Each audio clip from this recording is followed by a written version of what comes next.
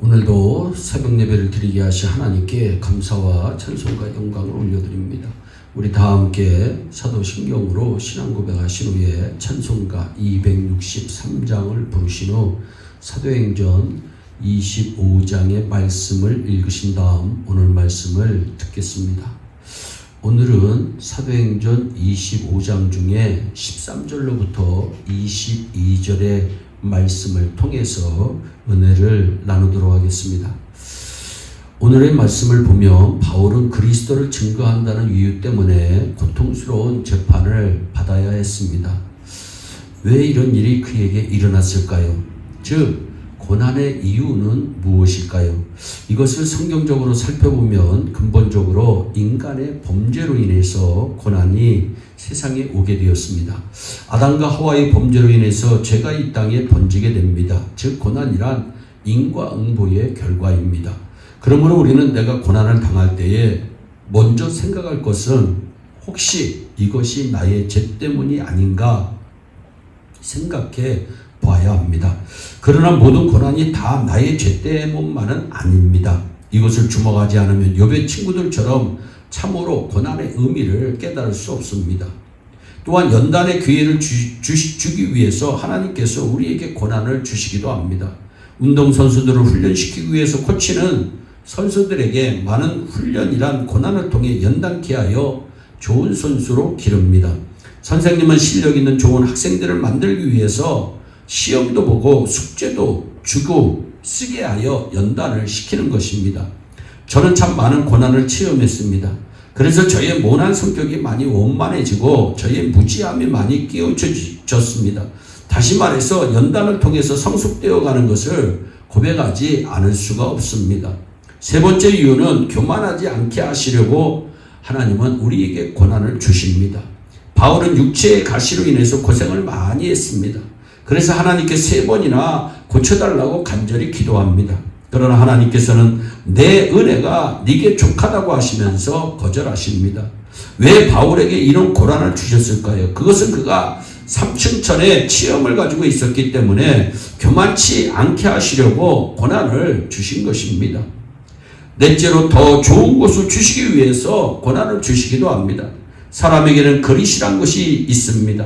하나님께서 우리들에게 은혜를 주시기를 기뻐하시지만 그릇이 작거나 그릇이 더럽거나 그릇이 깨어져 있을 때에는 아무리 많은 은혜를 주셔도 다 새고 마는 것입니다.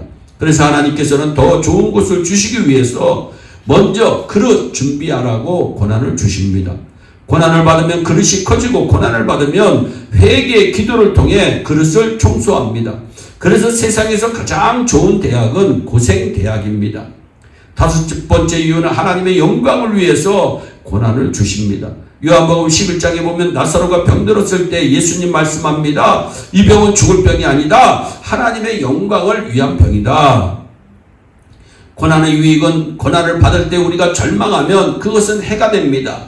사탄의 전략에 빠졌기 때문입니다. 그러나 그렇지 않을 때에는 고난이 우리에게 유익이 됩니다. 그러면 고난에 처할 때 어떤 유익이 우리에게 있을까요? 첫째로 고난이 기회가 되는 것입니다. 시편 119편 67절에 고난 당하기 전에는 내가 그릇 행하였더니 이제는 주의 말씀을 지킵니다. 깨달음의 기회가 되고 성숙의 기회가 되었다는 뜻입니다. 또 71절에는 고난 당한 것이 내게 유익이라 이로 인하여 내가 주의 율례를 배우게 되었다고 말씀합니다. 고난이 배움의 기회가 되었다는 것입니다. 그러므로 고난은 우리들에게 여러 가지 기회를 줍니다. 또한 고난은 성장과 성숙을 우리에게 가져옵니다. 삶의 더욱 깊은 차원을 발견합니다. 어떤 사람을 보면 스스로 잘 알아서 깨우치고 성장하지만 동물은 매로 때리고 훈련의 고통을 통해서 성장과 성숙의 기회가 되는 것입니다. 저는 좀 생각이 부족한 사람이 되어서 그런지 남보다 고난을 많이 당했는데 그 고난을 통해서 성장과 성숙의 기회가 되었습니다. 다 하나님의 은혜입니다. 그래서 히브리서 5장 8절에 고난으로 순종함을 배운다고 했는데 제가 바로 그런 사람이 아닐까 생각을 해봅니다. 셋째로 고난은 보이지 않는 저 깊은 영적 세계를 발견하게 합니다. 모세를 보세요. 미디안 광야에서 고난의 생활을 통해서 하나님의 음성을 듣게 되고 이스라엘의 위대한 지도자가 되는 것입니다. 바울은 아라비아 사막에 가서 하나님의 음성을 듣고 사도로서의 필요한 영역을 소유하게 됩니다. 이처럼 역사를 보면 고난은 영적 세계에 깊이 들어가는 계기를 준 경우들이 있음을 종종 봅니다.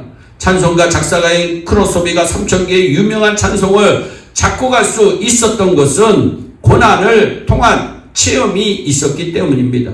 그러면 고난을 해결하는 비결은 무엇일까요? 먼저 믿음으로 고난을 극복할 수가 있습니다. 믿음이 이기네 주 예수를 믿음이 온 세상 이기네 우리는 날마다 찬송합니다. 또한 기도를 통해서 고난을 이깁니다. 시편 81편 7절에 네가 고난 중에 부르짖음에 내가 너를 건졌다고 말씀합니다. 시편 120편 1절에는 내가 환난 중에 여호와께 부르짖었더니 내게 응답하셨다고 말씀합니다. 기도하면 고난을 이길 수 있는 힘을 하나님께서 우리에게 베풀어 주시는 것입니다. 또한 소망을 통해서 고난을 극복할 수 있습니다. 여인이 아기에 대한 소망으로 해산의 고통을 이깁니다. 저와 여러분 소망으로 인해서 고난을 잘 극복하시기를 바랍니다. 오늘도 광야 생활을 하는 우리들에게 고난이란 바람이 붑니다. 그러나 이 고난은 우리의 영적 생활에 필요한 것입니다. 그러므로 고난이 닥쳐올 때 믿음과 기도의 두 날개로 훨훨 날아서 승리하는 우리의 온 교우들이 되기를 주 예수 그리스도의 이름으로 축복합니다. 기도하겠습니다. 사랑의 하나님 참 감사합니다. 오늘도 사도행전 25장의 말씀을 통해서 우리에게 깨달음을 주신 하나님을 찬송합니다. 주여 영광을 받으시옵소서. 고난 가운데서도 영광을 받으시옵소서. 고난이 위기 되는 축복을 우리 모두가 누릴 수 있도록 큰 복을 내려 주시옵소서. 감사하고 예수님의 이름으로 기도하옵나이다. 아멘. 우리 다 함께 주기도문으로 예배를 마치시고 각자 개인 기도하신 후에 오늘도 주 안에서 승리하는 복된 하루 되시기를 바랍니다. 감사합니다.